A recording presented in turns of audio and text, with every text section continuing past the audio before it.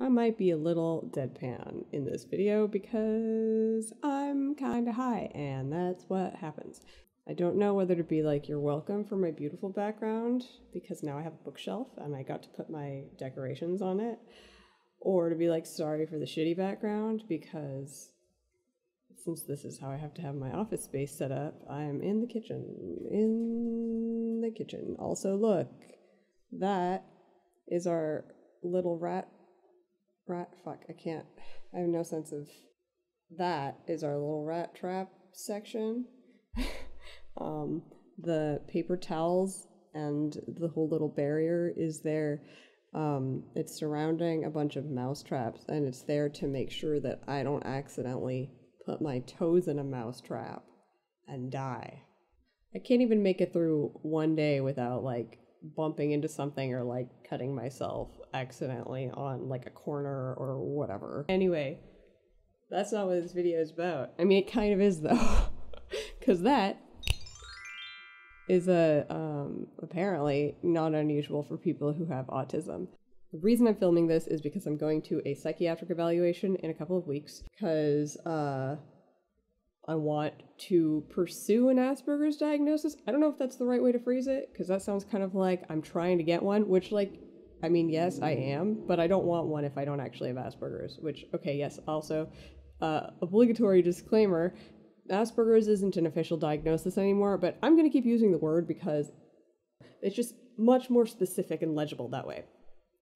There's about 1 to 2 days a year where I'll be like, oh yeah, Asperger's is the thing, and I think maybe I have it, and I'm gonna look it up. So I'll research binge, and then I'll start to feel silly, or somebody else will tell me I'm being silly, or I just decide it's not good for me to think about this, since it's not like I could get a diagnosis anyway, and I probably don't have it because my symptoms aren't that bad. This year's binge lasted significantly longer than previous ones, rather than like a couple of days. It's been like a month. I think the concept of autistic masking is what caused this research binge to last more than just a couple of days, because I don't think I had encountered that before.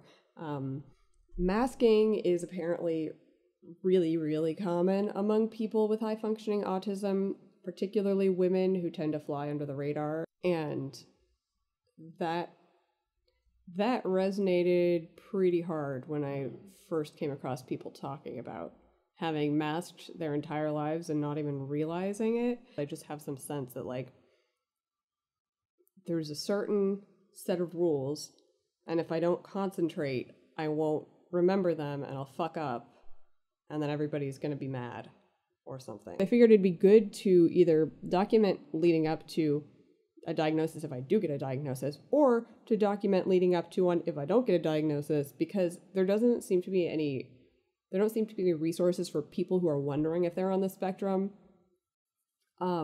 made by people who have wondered the same and have turned out not to be on the spectrum. I don't know.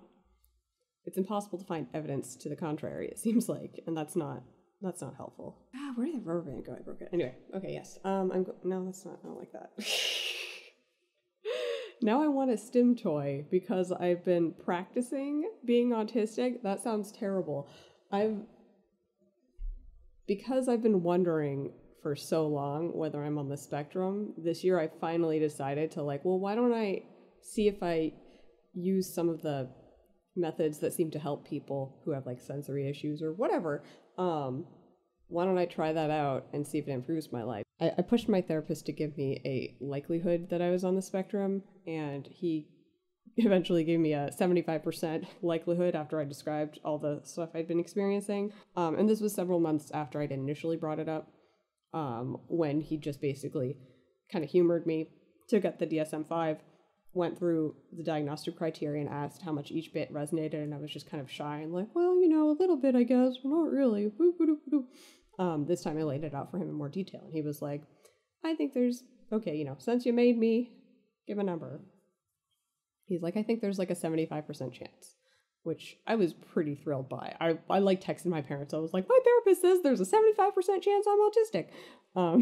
Like 2 nights ago, I went to an online Aspergers from the Inside meetup, and I spent like 6 hours hanging out with that group, and I feel like I fit in pretty well. Like there was some vibing happening, not like the maximum level of vibing that I have with like random rationalists, post-rationalists, meta-rationalists, weird sun Twitter, things like that, but like pretty good vibing. I was surprised by the end of it that it had been 6 hours. Whether it's that we all had Aspergers or maybe I just really like things that are more formatted like that. And it wasn't even a formatted discussion, but it was like having the, I guess, like Asperger's community norms sort of in place of like, it's okay to just walk away and do something else. You don't have to talk. You don't even have to show your face, even though I'm fine with doing both of those things. Like, I don't know. The underlying expectations made it really comfortable, and I got along really well, I think, with everybody there. So like there are people who are visibly autistic, but there are a lot of people who aren't. And I guess I hadn't realized how huge a chunk of the high functioning autistic community are people who don't look different in any way. Like at most, it'll be like, oh yeah, that guy kind of like fidgets a little bit, but only because I'm looking for it. I don't even think I would have noticed if I wasn't like, this is specifically for people who fidget a lot, among other things. Wishing I'd put a number on it sooner, but let's pretend my estimate was 75%. Now I'm up to like, I'm like pretty much 90% sure after, that seems high. Accurate though, I think. Yeah, I'm like 90% sure at this point that I'm autistic, after having hung out with several people who had been formally diagnosed.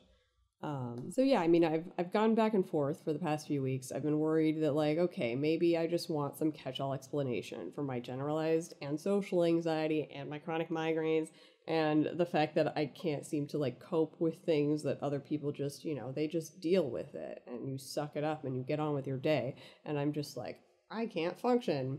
Or like I could function, but I'd have to really torture myself to function. Or, I don't know, maybe I'm just attention seeking, like with the whole gender thing, because like I don't know, I'm looking down like you can tell. Like I came out, I guess, as non-binary like a few months ago, and the whole time that I was kind of going back and forth on that, which I'm still kind of going back and forth on, which is pretty common actually for people who are non-binary or trans or anything like that. That was like 6 parentheticals in a sentence, and I apologize. Where was I? Let's go back. Yeah, during that process, I was kind of worried that, like, okay, maybe I'm just attention seeking and over empathizing or whatever. My parents didn't remember anything particularly different about me as a kid, maybe because I just didn't give them any trouble. I don't know. A lot of the things that I do that match up with common autism traits are apparently things that lots of people do. And so, you know, you could just be a person with some autistic traits who doesn't actually have autism, which is what my therapist initially suggested. But my therapist asked how I would feel if I got the diagnosis. Like more than one person has asked why I would even bother, I guess. Like what the point would be of going to all the trouble. But like pretty sure I would feel just hugely relieved because it would make things make a lot of sense, and it would feel like, I don't know, like I feel like I've had to try really hard at, like some things have come really easily to me that don't come easily to other people, but a lot of things and things that feel to me to be more useful things have been super difficult, and I've had to learn things what feels like manually. Everything just seems harder than it should be with no real reason. I'm going to make another video after my appointment and try to keep updating through however long this process is.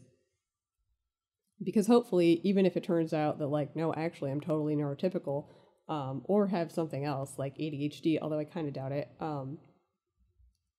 I feel like this might be useful to somebody else. I tweeted a lot about this whole like mental process that's been going on, and a shocking number of people have been like, this resonates a lot. So good luck, everybody. My throat's getting sore. If you have any questions, comment below and I will probably respond by video. I'll try to do it when I'm not high.